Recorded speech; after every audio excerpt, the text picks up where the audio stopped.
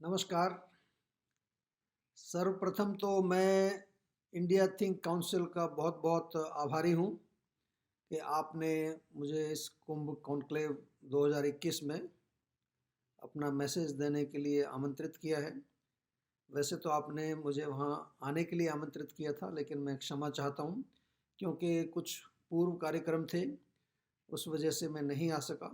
बहुत मेरा मन था वहाँ आने का, कुंभ का समय भी है, बहुत अच्छा एक अवसर था, लेकिन इसमें मेरा ही नुकसान है।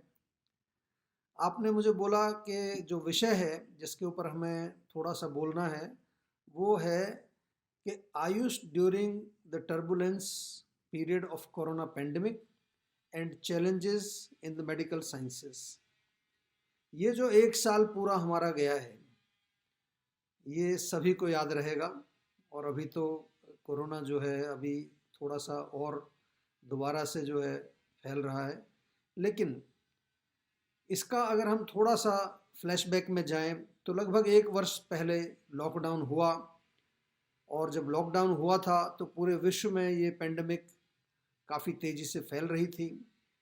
नया वायरस था, किसी को कुछ मालूम नहीं था किस तरह से ये वायरस बिहेव करेगा, कितनी तेज़ी से ये फैलेगा, किस किस चीज़ को अंदर हमारे शरीर में, कौन से ऑर्गन्स को, कौन से सिस्टम्स को ये नुकसान करेगा। इससे भी ज़्यादा जो कठिनाई थी, हमारे पास इंफ्रास्ट्रक्चर नहीं था। शुरू में तो मास्क भी नहीं थे, सैनिटाइजर्स नहीं थे, पीपीई किट नहीं थी, लेकिन एक चीज़ हमारे पास थी और वो है आयुर्वेद। डेफिनेटली अगर हम देखें तो आज पूरे विश्व ने ये मान लिया है कि इस पेंडेमिक में अगर भारत को किसी ने बचाया है तो वो आयुर्वेद है, या हम कहें हमारी जो आयुष पद्धतियां हैं, उन सब ने जिस प्रकार से भी काम किया है पूरे पूरे वर्ष के अंदर, वो सबके सामने है। आज हम ये गर्व के साथ कह सकते हैं कि बहुत सारी ऐसी हमारे पास रिसर्च हैं, ऐसे एविडेंस हैं, ना केवल हमारे जो वैद्य समाज के लोग हैं उनके पास, या जो हमारी प्राइवेट प्राइवेट इंडस्ट्री है जो है उनके पास, बल्कि सरकारी लेवल पर भी बहुत काम हुआ है। आयुष मंत्रालय के माध्यम से बहुत काम हुआ है, बहुत सारी रिसर्च हुई है, और वो रिसर्च कई लेवल्स पर हुई है। कहीं कहीं पर जो है उसको जैसे हम एड ऑन थेरेपी कहते हैं, कहीं पर जो है वो मेन थेरेपी के रूप में हुई है। और इस सब में हम आभार प्रकट करना चाहेंगे हमारे आदरणीय प्रधानमंत्री जी। शुरू से उन्होंने जो है एक इसमें अपना, मैं कहूँगा कि एक पर्सनल इंटरेस्ट उन्होंने लिया, और कहीं ना कहीं वो ये अच्छी तरह जानते हैं कि आयुर्वेद में वो क्षमता है, आयुर्वेद में वो शक्ति है कि ना केवल वो हमारे भारत के जो नागरिक हैं उनको जो है वो बचा सकता है, लेकिन आज पूरे विश्व में भी जो है आयुर्वेद एक नंबर 1 हम कह सकते हैं ट्रेडिशनल मेडिसिन के रूप में उभर कर आया है। WHO ने भी पीछे ये कहा कि वर्ल्ड का ट्रेडिशनल मेडिसिन सेंटर वो भारत में बनाना चाहते हैं। और बहुत सारे जो ऐसे साइंटिस्ट हैं, बहुत सारे ऐसे डॉक्टर्स, अगर हम मॉडर्न मेडिसिन के लोगों की भी बात करें तो इस पेंडेमिक के समय में मॉडर्न मेडिसिन के हॉस्पिटल्स में भी आयुष का काढ़ा पिलाया गया। बहुत सारे ऐसे डॉक्टर्स हैं जिनको मैं जानता हूँ, जिन्होंने हम लोगों से जो है गिलोय, अश्वगंधा और इस तरह की जो इम्यूनिटी बूस्टिंग चीज़ें, च्यवनप्राश, उनको लिया। कई ऐसे हॉस्पिटल्स थे जहाँ पर मैंने देखा कि वो सभी फ्रंट लाइन वर्कर्स को, जितने भी डॉक्टर्स नर्सिस थे, उनको जल नीति करा रहे हैं, उनको जो है स्टीमिंग करा रहे हैं। तो ये तो एक बात बिल्कुल सिद्ध हो चुकी है कि आयुर्वेद ने जो है इस पेंडेमिक में एक बहुत बड़ा रोल प्ले किया है। और इसका जो है अगर हम थोड़ा सा समझना चाहें, आयुर्वेद जो है एक चिकित्सा पद्धति है। अगर हम अपनी संहिताओं को उठाएं, हमारी चरक संहिता के अंदर एक पूरा चैप्टर है जिसमें कि वो जनपदोध्वंस के नाम से उसका वर्णन है।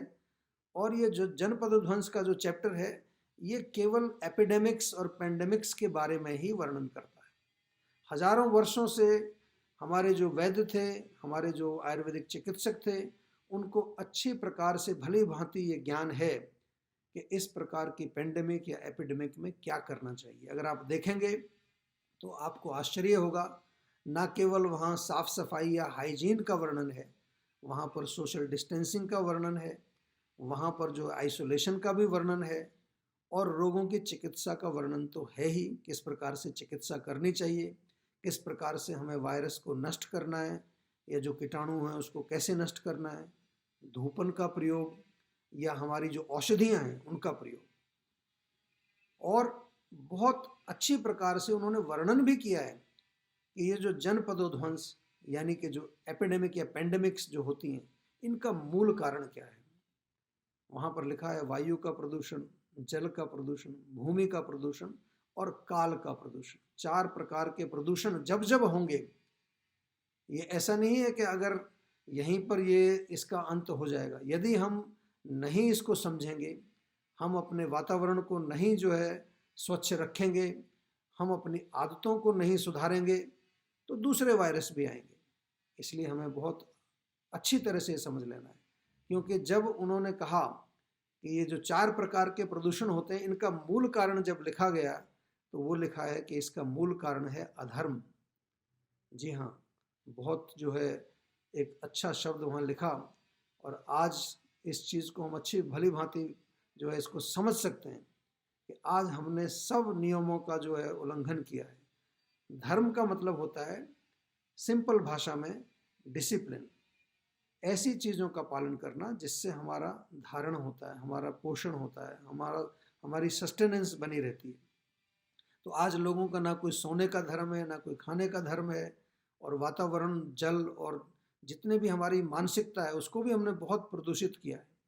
तो आयुर्वेद में बहुत पहले से ये लिखा हुआ है कि जब तक हम धर्म का पालन नहीं करेंगे, तब तक ये जो प्रदूषण है, हर लेवल पर जो प्रदूषण है, इसको हम स्वच्छ नहीं कर सकते। बहुत बड़ी बड़ी आजकल कॉन्फ्रेंस होती हैं, बहुत बहुत बड़े एक्टिविस्ट हैं दुनिया में जो कहते हैं सेव द अर्थ, एनवायरनमेंट के बारे में बहुत बड़ी बड़ी गोष्ठियाँ होती हैं, लेकिन मूल कारण को जब तक हम नहीं सुधारेंगे तब तक इसका समाधान नहीं निकलेगा।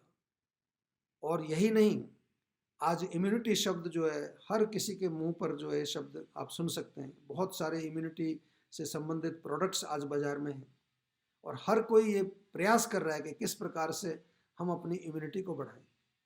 आयुर्वेद में जब इम्यूनिटी की बात अगर हम करें तो वहाँ पर एक शब्द आता है व्याधि क्षमत्व।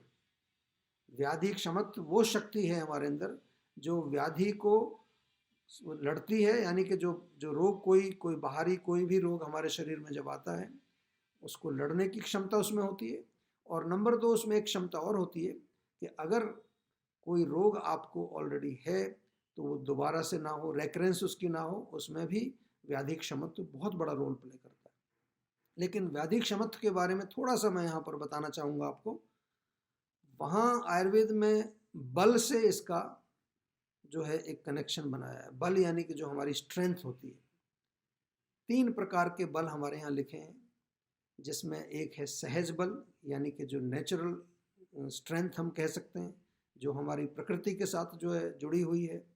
We are all born with some specific प्रकृति कॉन्स्टिट्यूशन, सबके अंदर अलग अलग प्रकार की शक्ति है जिससे हम, जो हमारे माता पिता से हमें मिलती है, उसको हम जेनेटिक कह सकते हैं। दूसरा जो है वो है कालज बल। कालज यानी कि जो टाइम से जो है जुड़ा हुआ है, यानी कि कई बार किसी पर्टिकुलर सीजन में हमारे अंदर बल अधिक होता है, जैसे जब गर्मी का टाइम होता है तो बल थोड़ा कम हो जाता है, सर्दी में बल अधिक होता है, या किस एज में हम हैं, युवावस्था में हैं तो बल अधिक है, वृद्धावस्था में बल कम होगा। इस प्रकार से कालज बल का भी वहाँ वर्णन किया गया है। और तीसरा जो है वो है युक्तिकृत बल, यानी कि जो एक्वायर्ड स्ट्रेंथ है हमारी, जिसको कि हम रसायन सेवन करके, आहार विहार का पालन करके जो हम अपने शरीर में अर्जित करते हैं, जिसको बनाते हैं। और इसके भी 3 लेवल लिखे हैं। शारीरिक लेवल पर अगर हम देखें तो अग्नि का बल उसमें बहुत महत्व रखता है। अगर हमारी अग्नि अच्छी है, पाचन अच्छा है, हमारे धातु बल का उसमें जो बहुत महत्व है। हमारे जो शरीर में धातु हैं जो हमारे शरीर को धारण करते हैं, जो हमारी टिश्यूज़ हैं।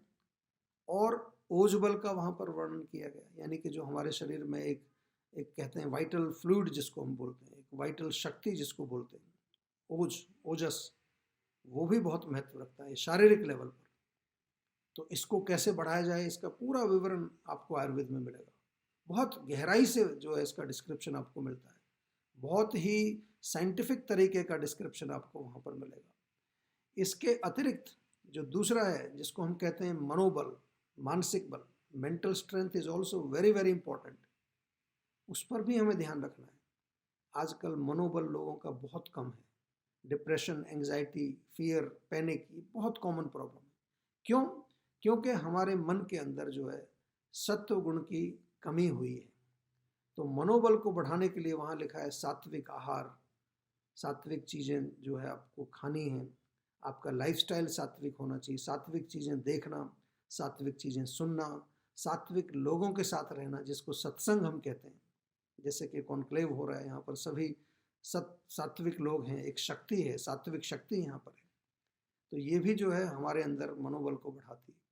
और इसके आगे जो है तीसरा हमारा आध्यात्मिक बल, जिसको कि हम अक्सर आज के युग में नेग्लेक्ट करते हैं, उसका भी हमारे व्याधि क्षमत्व यानी कि हमारी जो रोग प्रतिरोधक शक्ति, हमारी इम्यूनिटी से उसका संबंध है कि हम अध्यात्म से भी जुड़ें, अपने आध्यात्मिक बल को भी हम जो है बढ़ाएं। तो ये बहुत ही अच्छा वर्णन हम एक तरह से कह सकते हैं कि कहीं ना कहीं अगर हम इसको देखें डीपर लेवल पर, तो ये अपने आप में, आयुर्वेद अपने आप में एक कंप्लीट मेडिकल शास्त्र है, मेडिकल साइंस है ये। और हर प्रकार के रोगों की चिकित्सा हमें आयुर्वेद में मिलती है। तो मेरा बस आप सभी से यही निवेदन है कि यदि आप अपने आप को स्वस्थ रखना चाहते हैं, यदि आप ऑलरेडी स्वस्थ हैं और अपने आप को स्वस्थ रखना चाहते हैं, या किसी भी प्रकार से कैसा भी रोग हो, आपका नवीन रोग है, कोई पुराना रोग है, क्रॉनिक है, एक्यूट प्रॉब्लम है, या कोई जो है इवन डिफ़िकल्ट डिजीज़ है जिसको कि आजकल असाध्य रोग कह देते हैं, इनक्योरेबल कंडीशन है, बहुत सारी ऐसी सिचुएशंस हैं। तो आपको यदि अपने आप को उन रोगों से जो है छुटकारा दिलाना है, उसके लिए भी आपको आयुर्वेद से जुड़ना चाहिए। बहुत सरल है, ज़्यादा मुश्किल नहीं है। आपको केवल इतना करना है कि आप जो है छोटी छोटी सी चीज़ें अपने जीवन में करना प्रारंभ कर दीजिए। दिनचर्या का पालन करिए, सुबह उठने का टाइम, उठने के बाद आँख धोना है, नाक साफ करनी है, जीभ साफ करनी है, बहुत सरल है। ऋतुचर्या यानी कि ऋतु के अनुसार, सीज़न के अनुसार अपना खाना, अपना जो है क्या चीज़ आपको खानी चाहिए, किस तरह के जो है आपको ड्रिंक्स जो है, जो जैसे कि अब गर्मी का मौसम आ रहा है, अब गर्मी में भी लोग चाय पीते हैं, सर्दी में भी नहीं पीनी चाहिए चाय। तो हम लोग तो चाय के बहुत ज़्यादा जो है समर्थक नहीं हैं, लेकिन कम से कम जब गर्मी बहुत पड़ रही है तब तो हमें ठंडाई पीनी चाहिए, शरबत पीना चाहिए, या कोई जो है सत्तू पीना चाहिए। हमारे यहाँ पर ये प्राचीन समय से हमारी संस्कृति का हिस्सा रहा है, दिनचर्या, ऋतुचर्या। आज हम इसको भूल गए हैं। और सबसे इम्पोर्टेंट है कि सात्विक आहार, सात्विक विहार, सात्विक विचार और सात्विक आचार, आपका आचरण भी जो है वो सात्विक होना चाहिए। ये चीज़ें अगर हम थोड़ा थोड़ा सा प्रारंभ करेंगे तो हमारी रोग प्रतिरोधक शक्ति भी बढ़ेगी, और इसके साथ साथ हमारा मनोबल भी बढ़ेगा, हमारा अग्निबल भी बढ़ेगा, धातु बल भी बढ़ेगा। और इस प्रकार से हम न केवल इस पेंडेमिक को जो है इसका मुकाबला कर पाएंगे, लेकिन और भी अनेक प्रकार के जो रोग हैं उनसे भी हम बचे रहेंगे। एक बार फिर मैं सौरभ पांडे जी और उनकी जो टीम है पूरी, ये बहुत अच्छा काम आप लोग कर रहे हो। समय समय पर जो है मैं आपके कार्य से अवगत होता रहता हूँ, आप लोग भी मुझे भेजते रहते हैं। तो मैं आप सभी का बहुत बहुत धन्यवाद करना चाहूँगा, और आप सभी को इस अद्भुत आयोजन के लिए बहुत बहुत शुभकामनाएं। मैं ऐसा मानता हूँ कि ये जो आपने काम प्रारंभ किया है, कुंभ कॉन्क्लेव, एक अलग ही बहुत तरह के कॉन्क्लेव आजकल होते हैं, लेकिन कुंभ कॉन्क्लेव अपने आप में एक यूनिक इनिशिएटिव है, एक यूनिक आइडिया है, बहुत अच्छा आइडिया है। हमको अपनी संस्कृति से तो जोड़ता ही है, लेकिन ज्ञानवर्धन के लिए, आपस में गोष्ठी करने के लिए, जैसे पुराने समय में ऋषि मुनि इकट्ठा हुआ करते थे कुंभ में, और अनेक प्रकार की गोष्ठी वहाँ हुआ करती थी। किस प्रकार से आगे की जो हमें दिशा निर्धारित करनी है, वो सब चर्चा वहाँ हुआ करती। तो आपका ये जो इनिशिएटिव है, it will go a long way in giving us directions for how to lead a healthy and happy life. Thank you very much. बहुत बहुत धन्यवाद। नमस्कार।